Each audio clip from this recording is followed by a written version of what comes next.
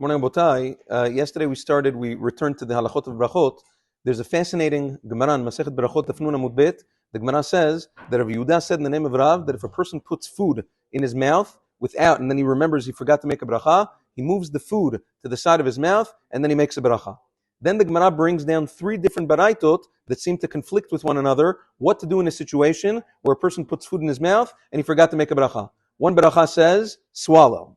Another baraita says that you spit it out because you can't enjoy without a bracha. And a third baraita says, like Rav Yehuda, move it to the side of your mouth. And the Gemara says they're not conflicting. It depends what the food is. The first baraita that says to swallow is talking about things that if you spit it out, it would become repulsive, like a drink or whatever it is, you swallow. The second baraita is talking about foods that you can't really, foods that you can spit out that would not become repulsive. Let's say you're eating a candy or whatever. You take the candy to the side, you make a bracha, and then you put it back in. And then the third baraita is talking about a situation, food that you chewed up and it's all nasty if you would spit it out. Over there the Gemara says, like Rav Yehuda, to put it to the side of your mouth and you make a bracha. Maran HaShulchan Aruch in Siman Kuf Ayin Bet rules in accordance with this Gemara. Now, this is all b'di'avad. Lechatechila, a person is not allowed to have anything in his mouth when he makes a bracha, because there's a pasuk in Tehillim, Yimale fi tehilatecha.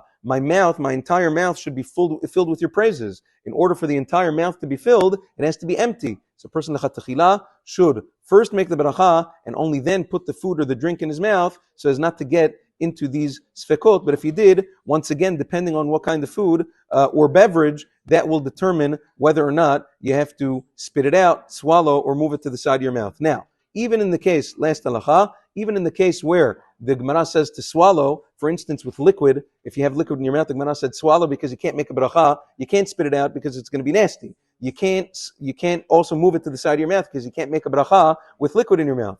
The Gemara says that if you want to continue drinking, there's no question that you'd have to make another bracha and then continue to drink, because you cannot continue to drink, obviously, without a bracha. Have a wonderful day.